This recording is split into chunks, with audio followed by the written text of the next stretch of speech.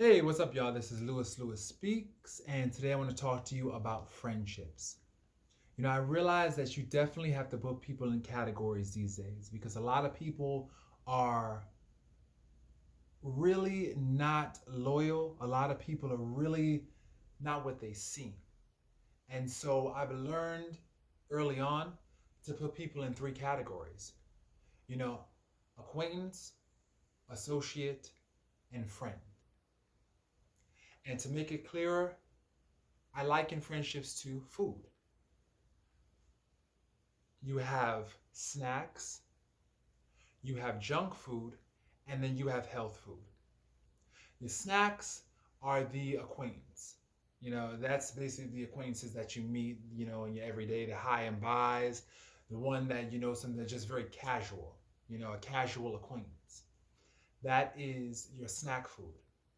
Then you have your junk food, which is your associates, people that you can just laugh with, you find them entertaining. They're not really deep friendships, they're more like casual associates that you hang out with every once in a blue, just maybe to do fun things. They're entertaining, they're not really friends, you know, but they just get you through life. They make the days seem less boring.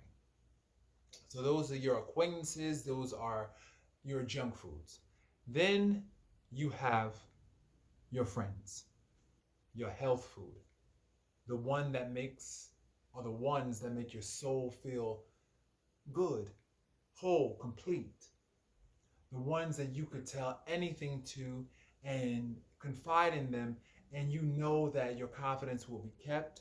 You also know that they will love you no matter what. These people have proven themselves to be just loyal, faithful, even in the midst of so many things. These are your friends, these are your health foods.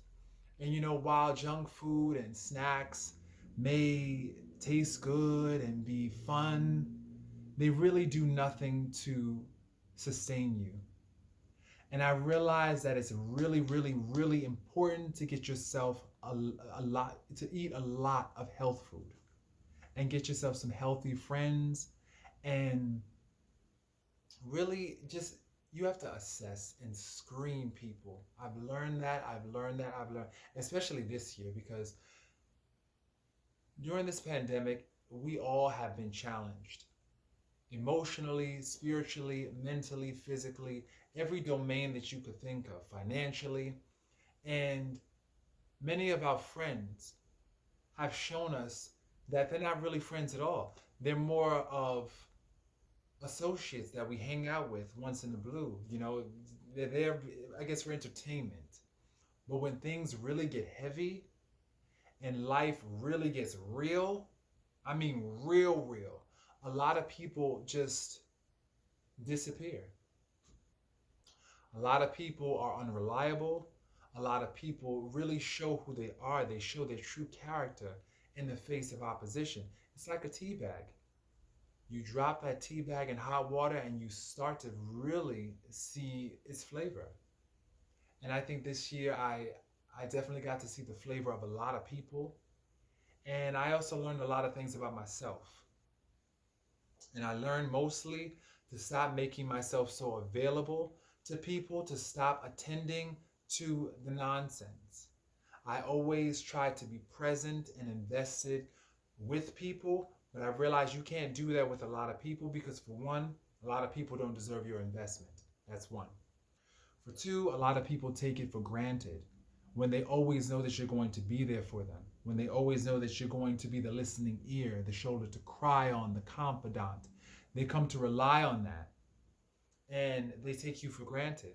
And they either categorize you as a foul weather friend where they're only calling you for the nonsense and the drama, you know? And you don't need that. You don't need that. I had a lot of people try to do that to me. I had to cut them off, all the way off, because I'm not going to be nobody's foul weather friend. You're not just going to call me up when you want to dump. And then when you have good times, trips, outings, dinners, I don't get the invite because I become synonymous with the foul weather and the gray clouds. No, no, no, no. If you can't enjoy time with me, don't call me up during the bad times. If you can't call me during the good times, I don't want to see you during the bad. I'm an all-purpose friend, meaning that I'm here also for the good times and the bad. So I had to cut off a lot of people there. But I learned you can't make yourself available to people on that level because a lot of people will take you for granted and will treat you like an afterthought. And so you have to make sure that you set that boundary, that you protect yourself. Because I learned this. People are not going to tell you the things you need to know in order to protect yourself. You have to look at behavior. You have to look at what they say. And if their words and their actions do not correspond, guess what? They're not authentic and they're playing you. So cut them off. The thing about it is this: integrity, devotion, loyalty is everything to me. If I can't trust that this person got my back, guess what? I'm not rolling with them heavy. 2022 is rolling around. Perfect opportunity to incorporate some new changes in your life. For me, my motto for 2022 is I'm big on those who big on me.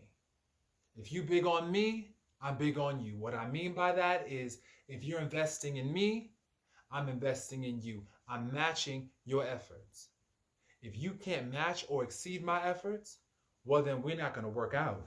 We're not going to work. So, sorry, can't do it. So I encourage everybody out there to really start to evaluate all their relationships, really start to see who's real and who's fake, and get the fakes out of here, because we're getting too deep in human evolution and human growth to be tolerating nonsense. If people can't act right, they need to get out. They need to get gone. You need to just get rid of them, because we're getting too grown. We're getting too grown to smile and, agree to things that we really don't want.